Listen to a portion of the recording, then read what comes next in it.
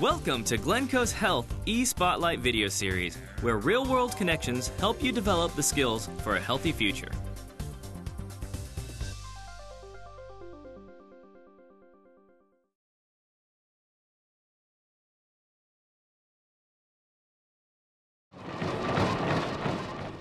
More people join a gym in the month of January than at any other time of year. They start off well, only to allow their exercise routine to fizzle out a couple of months down the line.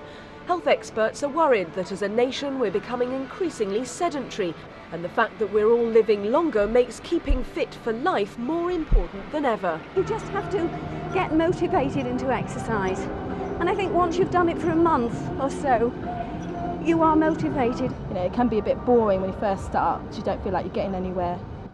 In my job, it's easy. Working shifts, I can come earlys or late, so a lot of people can't fit the time in. The Fighting Fat, Fighting Fit campaign revealed that 40% of the British population take no exercise at all. Half of those surveyed knew they were overweight. They were also aware that they weren't eating nearly enough fresh fruit and vegetables. The survey confirms what the Health Education Authority has been saying for years. We all know, don't we, that exercise is good for us, and we all sort of make these New Year's resolutions, but it seems to be quite hard to put them into practice. About 50% of people seem to give up their New Year's resolutions within about 6 months. So we say just take an easy choice, just try things like walking or cycling more to get around, using the stairs instead of the lift, you know, easy things in your everyday life. Daily exercise, even if it's just a brisk walk, can reduce the risk of heart disease by up to a half.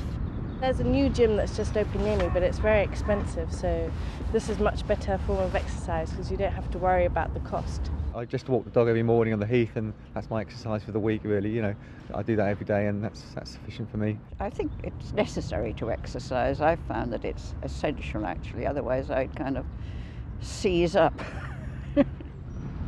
But there was some good news from the survey. Of those questioned, most were aware that exercise fads and crash diets don't work, and that the only path to true good health is the long-term approach. Rachel Ellison, BBC News.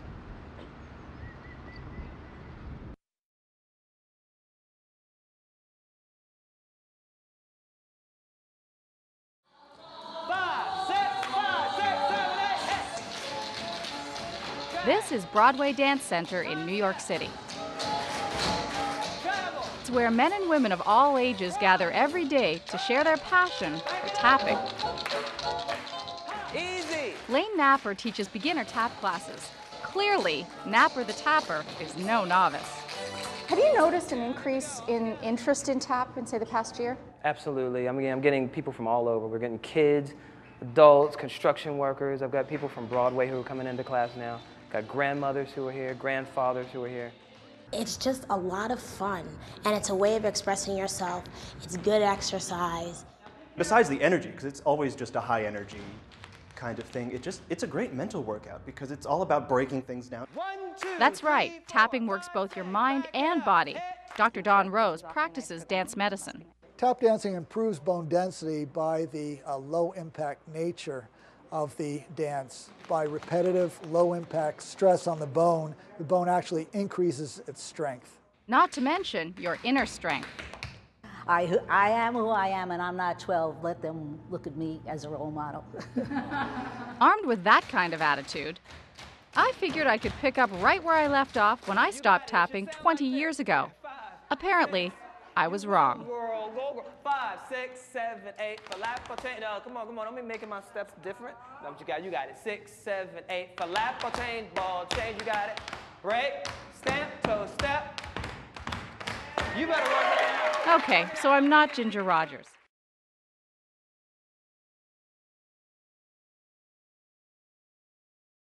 Nice strong squat, good base, chin and chest up. Good, down and up. Pumping iron isn't just for bodybuilders. Just ask Alex Singer. At 13 years old, the aspiring soccer star already swears by it. I feel a lot stronger, and I feel like on the field I could go a lot longer than I used to be able to. Lifting weights is only one part of Alex's strength training routine. At her twice-weekly visits to a fitness center, she does a series of exercises that increase her ability to resist force, each one designed to prepare her for the rigors of competition.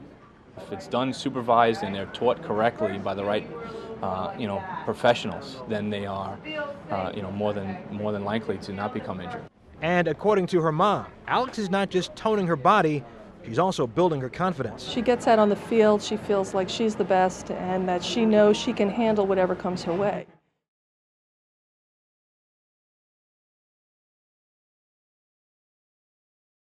It's game day at Indiana University. But before the first play is called, signals are checked, not from the players, but from the helmets they wear. The Hoosiers hit the field wearing a device that can detect concussions, even before a player reports any symptoms. So it alerts us. It's an eye in the sky. It's a backup to our own eyes watching players practice and play. Here's how it works. Every helmet is equipped with sensors that monitor how much force, known as G-force, a player's head receives during a game. The helmet transmits the data to a computer system. If a player receives a blow to the head above a certain threshold, usually 98 Gs, the computer pages the medical staff and tells them which player was hit. 132 at 13. And how hard, so they can check him out. You all right, G? You okay? That's important because the symptoms of concussion are often subtle and usually ignored by players. The hope is that a player can be removed from a game without risking further damage. The medical staff also keeps a record of how many impacts a player's head receives during a season. And you get it all right here. We get it all right on the system. Now, there are lots of numbers to look at, lots of graphs to analyze, all that information coming from this helmet. But what really matters is the safety of the players and the effects of this violent game. Watch Andrew Means from a game last year. He catches the ball, boom, boom. Seems like a big hit. I barely remember me even grabbing the ball and catching it, but anything after that is just gone. Andrew was not knocked out, but he did suffer a concussion. Data from his helmet revealed a violent sequence of events occurring in just a split second. As Andrew was hit by the opposing player, the impact is high, but just below the concussion threshold. When he hits the ground, however, his helmet records a second huge hit, 155 Gs. So it will look like one impact is actually two impacts. Andrew was sidelined for several weeks, but is back and better than ever this year. How many times you watch that tape? I've watched it multiple times, and every time it gets better, too. The helmets have also shown that it's not just how hard you get hit, it's where you get hit. On this play, number 20 suffers a concussion and is knocked unconscious from a hit on the side of his head that registered only 65 Gs. So what you've already learned just from having this system is that if you take a hit to one side of the head versus the top, these are much worse. They can be much worse and at a lower threshold. 65 G knocked that guy out cold, whereas 155 G did not knock the other guy out. That's correct. Indiana is one of 8 college teams using the technology this fall at a cost of about $50,000 per system. The hope is there will be fewer concussions by keeping an electronic eye on all the hard knocks. You've been watching Glencoe's Healthy Spotlight video series. Remember, be healthy, choose wisely.